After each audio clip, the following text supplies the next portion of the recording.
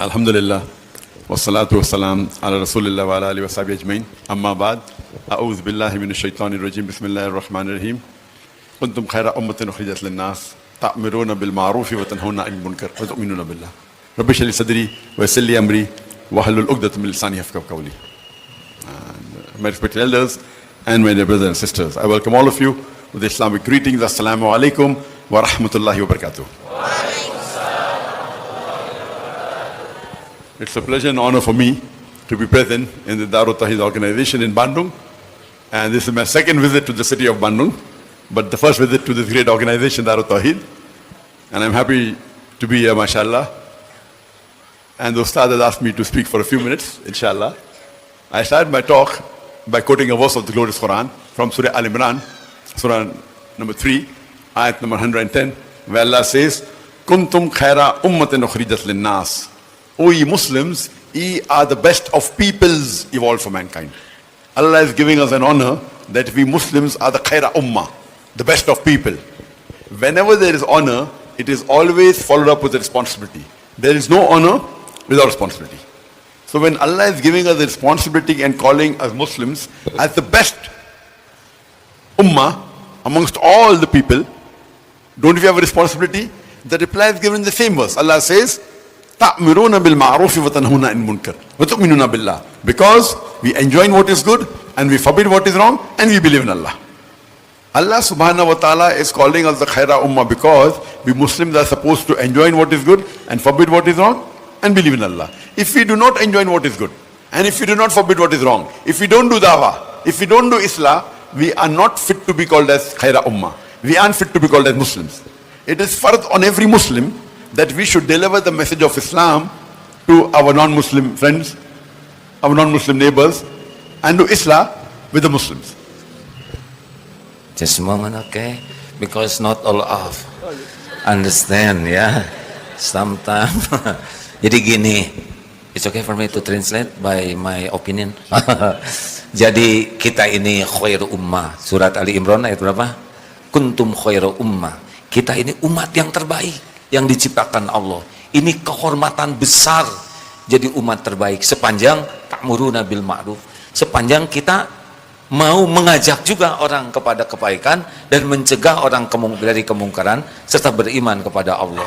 Jadi kalau kita tidak melakukan ngajak orang jadi baik, mencegah dari mungkar, maka kita kehilangan kehormatan jadi khairu ummah. More simple. It is fard on every Muslim that they do dawah to the non-Muslims and do islah to the Muslims. Allah subhanahu wa ta'ala says in the glorious Quran, in Surah Tawbah chapter number 9, which is one of the most militant surah of the Quran. The only surah which does not begin with the beautiful formula Bismillahir Rahmanir Rahim. In the name of Allah, most gracious, most merciful. It is Professor Budi Faisal, one of pembina apa? Ya, leader in Darut Tawheed. He is architect, but he know a lot English, but better than me because school in Australia, America, and other country. Mr. Budi, please translate, help me. I need your help. I'm stressed enough. Okay, yeah. Oh, Allah always help me. Yeah. I just start to learn English. Alhamdulillah. Good, mashallah. Ayo, Budi. Allah says in Surah Tawbah, as I mentioned, Surah Tawbah is the only surah in the Quran which does not start with the beautiful formula Bismillahir Rahmanir Rahim. In the name of Allah, most gracious, most merciful. Allah SWT menyampaikan dalam satu surah, surah Taubat, surat ke-9, di mana hanya pada surat itu Allah SWT tidak memulainya dengan ungkapan Bismillahirrahmanirrahim. Please.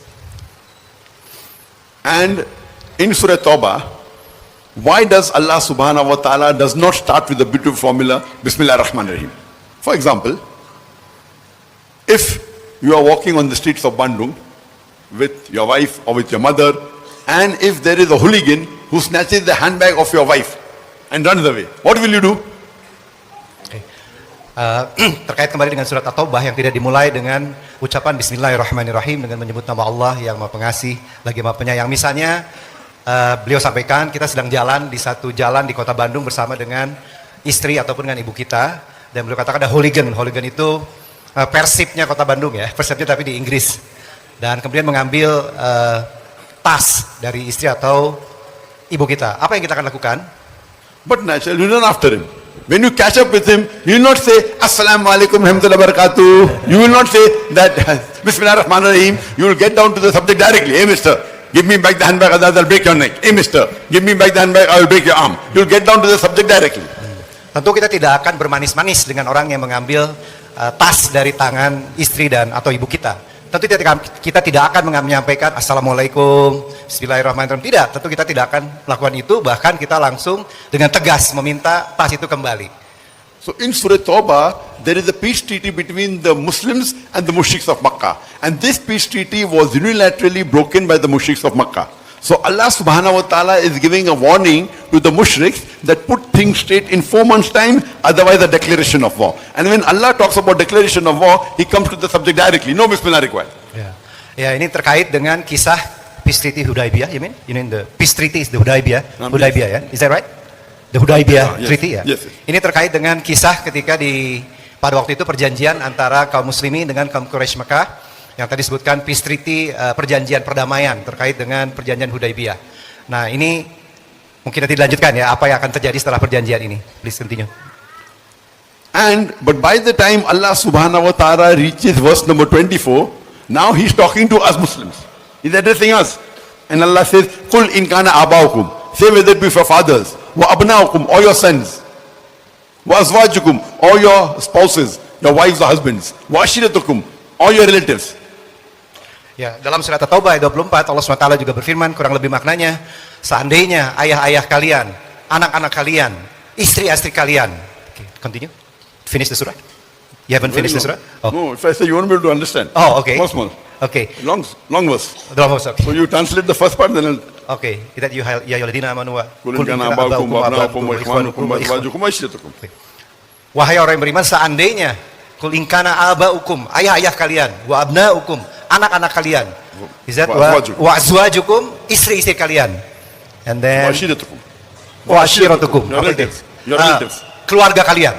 Okay. And Allah continues, what are your consideration? Are they your fathers? Are they your sons? Are they your wives? Are they your relatives? What is the consideration? Are they your brothers? Wa ikhwanukum? Allah continues, wa amwalun iktaraftumuha, wa tijaratun takshawna kasada, wa masakinu tarzawnaha, the wealth you have amassed, the business in which you deal, the house in which you live. Allah is asking, what are your considerations?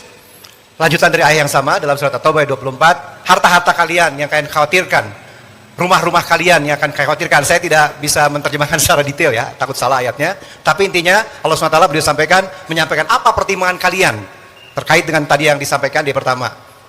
Allah says, if you love all these 8 things, your fathers, your sons, your brothers, your wives, your relatives, the wealth you have amassed, the business in which you deal, the house in which you live, if you love all these 8 things more than Allah, more than His Rasul, more than doing jihad in His way, Allah says, fatarabbasu, wait, hatta ya'ti Allah bi amri, until Allah brings about His decision to you. Wallahu la yazuqul fasiqin. And Allah guides not the fasiq people. Seandainya yang tadi semua, saya baca artinya. Lanjutannya tadi ya, tadi mulai dari awal, katakanlah jika bapak-bapakmu, anak-anakmu, saudara-saudaramu, pasangan-pasanganmu, keluargamu, harta kekayaan yang kamu usahakan, perniagaan yang kamu khawatirkan, kerugiannya, serta tempat tinggal yang kamu sukai, lebih kamu cintai daripada Allah dan Rasulnya, dan daripada berjihad di jalannya, tunggulah sampai Allah mendatangkan keputusannya. Allah tidak memberi petunjuk kepada kaum yang fasik. Surat At-Taubah ayat 24 ya. So Allah is giving us the warning to the Muslims in Surah Tawbah, chapter 9, verse 24. That means you have to love Allah, His Rasul, and doing jihad in the way of Allah. Now the jihad is dawah. Convey the message of Islam to your non-Muslim brothers, non-Muslim friends. Ya, di sini Allah memperingatkan kepada kita, ya, apabila semua itu lebih dicintai dibandingkan berjihad di jalan Allah. Dan saat ini jihad adalah salah satu jihad yang terbaik menurut beliau adalah dakwah dengan cara menyampaikan pesan kepada non-Muslim dan terhadap saudara-saudara kita dan juga teman-teman kita yang non-Muslim. Terima kasih. I'm asking you a question. Suppose your neighbor, when you go to office, your neighbor abuses your mother, uses foul language against your mother. When you come back home and you come to know, what will you do to him? Seandainya tetangga kalian datang kepada office, to your When office. you go to the office, Ketika your kita neighbor datang, abuses your mother. ya, ketika kita Foul datang language. kita keluar ke kantor, ternyata tetangga kita Abuses the mother. abuses itu Foul language. mengganggu Foul. lah, mengganggu Foul. ya, mengganggu ibu kita. Apa yang harus kita lakukan? Yes. What will you do? Apa yang harus kita lakukan bila tetangga tadi mengganggu ibu What will you kita? do? Reply. Minta dijawab. Apa yang harus kita lakukan? Huh? Kick. Kick, okay? Iya, Kick. oke. Only kick. Only kick. Ada lagi selain ditendang, diapain lagi? What will you do? Apa? Fight. Fight. Okay. What else? What will you do? What will you do? Punch. Punch. Punch. What will you do? Report to the police and wait for police to come. How long? Police in Indonesia comes immediately. Apakah polisi di Indonesia kalau lapor polisi bisa datang segera? What will you do? Apa yang akan kita lakukan? Ada lagi? Apa yang harus kita lakukan? Atau apa yang kita akan lakukan? Apa? Pak? Apa membela ya? Defense our mother. How? Bagaimana caranya? Because we are going to the office, right? Yes, so when you come karena back karena kita and you pergi come ke to know kita pergi ke that your neighbor kantor abused your mother without any reason. tanpa alasan apapun. Tetangga kita mencelakakan ibu kita tanpa alasan. Apa yang akan kita lakukan terhadap tetangga ini? Kick the Kill. ball, kill. Kill. Kill direct, mashallah. Someone wants to punch, someone wants to hit, To kick. someone wants to kick. And then to kill. Kill. Okay. Fire. We Muslims, we love our mother. Correct? Yes or no? We love our mother or not? We love. All of us love our mother, correct? Okay, now let me ask you one question. That who do you love the most in this world? Number one. Siapa Muslim yang, one who do the Muslims love maximum in the world? siapa yang harus paling kita cintai di dunia ini? Nomor satu. Siapa yang paling kita harus cintai? Allah. Very good. 100 marks. We love Allah the most, correct? Correct. We love Allah most. Now my question to you is, Allah is asking in the Quran, Allah is saying in Surah Maryam, chapter number 19, verse number 88 to 92. وَقَالُوا اتَّخَذُوا الرَّحْمَنُ وَلَدًا. Sorry. Surah Maryam, Surah number 19. 19, Chapter 19, verse verse number? 88. 88. Okay. وَقَالُوا اتَّخَذُوا الرَّحْمَنُ وَلَدًا. They say, Allah most gracious has begotten a son. لَقَدْ جِئْتُمْ شَيْئًا إِدًّا. Indeed, they have put forth a thing most monstrous. If anyone says that Allah has begotten a son, Allah is saying in the Quran, it is the biggest abuse you can give to Allah. Is that 88? Ya. Mereka berkata, Allah yang Maha Pengasih telah mengangkat anak. And 89 then?